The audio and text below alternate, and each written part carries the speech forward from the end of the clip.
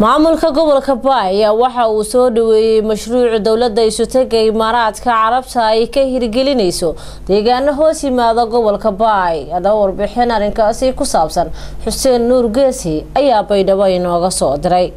munaasabadan dhagax dhiga ee loogu talagalay in lagu dhiso dhismooyin sida saldhig booliis, xarun ay ku shaqeysa maamulka gobolka, iskuulo waxbarasho, ceelal biyo ah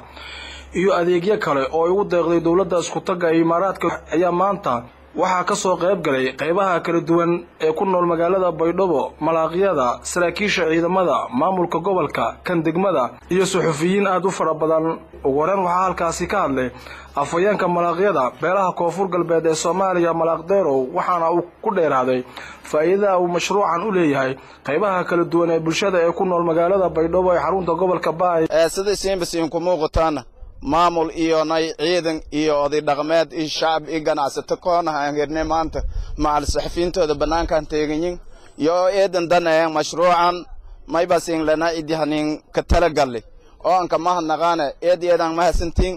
waa mashruuc lagu faa'iideysado doon waayo bulshadan ku faa'iideysado doonta dhan kasta. sidoo kale Cumar Shariif oo isna ka mid ah hogaamiyaasha mashruucan dhagax dhiga ah ee la doonayo in dhawaan laga dhaqan geliyo magaalada Baydhabo oo hadal gaaban halkaasi ka jeediyay ayaa si kooban u sharaxay qaybaha uu ka kooban yahay dhismooyinkan haatan la dhagax dhigay. diintiyo kulli hoos la jiraan oo geedka shaqeeyaan dano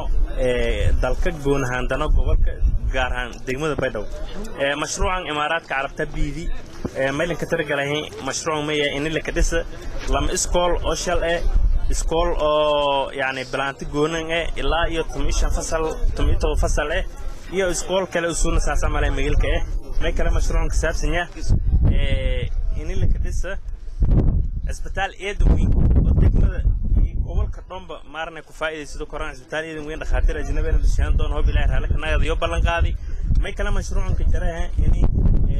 maamulka gobolka xarun biilan ka dhisa ma kala mashruucan ka jaray in station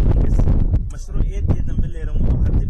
taliyaha qaybta booliska ee gobolka Baay Cornel Mahad oo isna hal gaaban halkaasi ka jeediyay ayaa ku dheeraaday in ay muhiim tahay in ay sugaan ammaanka marka loo eego howlahan haatan ka socda ee dhismooyinka mashaariicda magaalada Baydhabo, waxaana uu carabka ku dhuftay in laga soo gudbay gabi ahaanba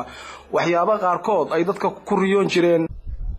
intii adduunyada ay soo jirtay saanay u banaanayd waxba laga dhisin goobtaan hadda la cabiray way banaanayd dhalinyarada iyo dadka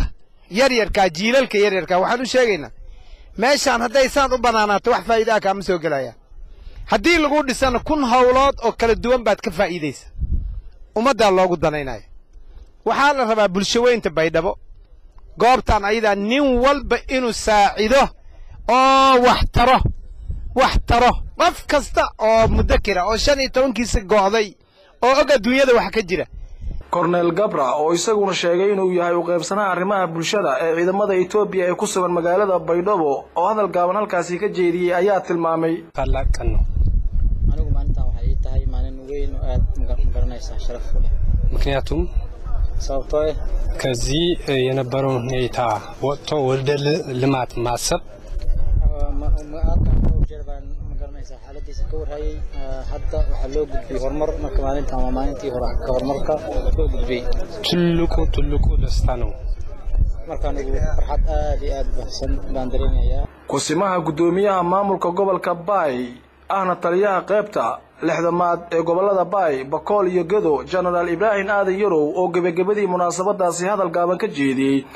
ayaa sheegay in ay muhiim tahay marka hore inay helaan dadka ku nool magaalada Baydhabo goobo caafimaad, ceelal biyood, iskuulo waxbarasho, sidaas darteedna ay tahay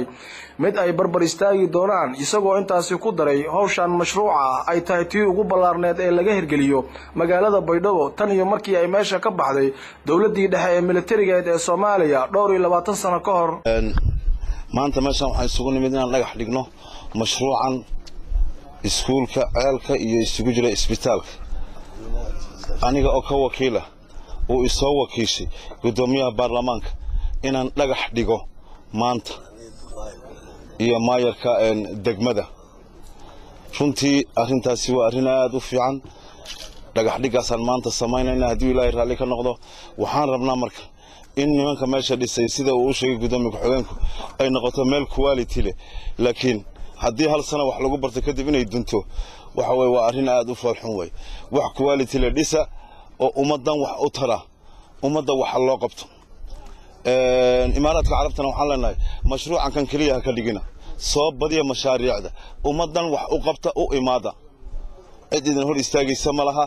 wax dhiba kama jiraan beenta iyo barabagaanka laga fidinayo goboladan hadda aan joogno wax kama jiraan waa been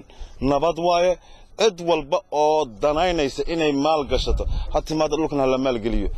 hal iska dhaafo waxyaalaha beenta oo ummadan ay sheegayaan leeyihiin nabad kama jirto waxaana halkaasi markii dambe dhagax dhig ay sameeyeen mas'uuliyiinta gobolka ay dhagax dhigeen mashaariicdaasi sida saldhig booliis oo dhowaan uu la dhisi doono ceelal biyood isbitaallo dugsiyo waxbarasho iyo agab kale oo dadku ay u baahnaayeen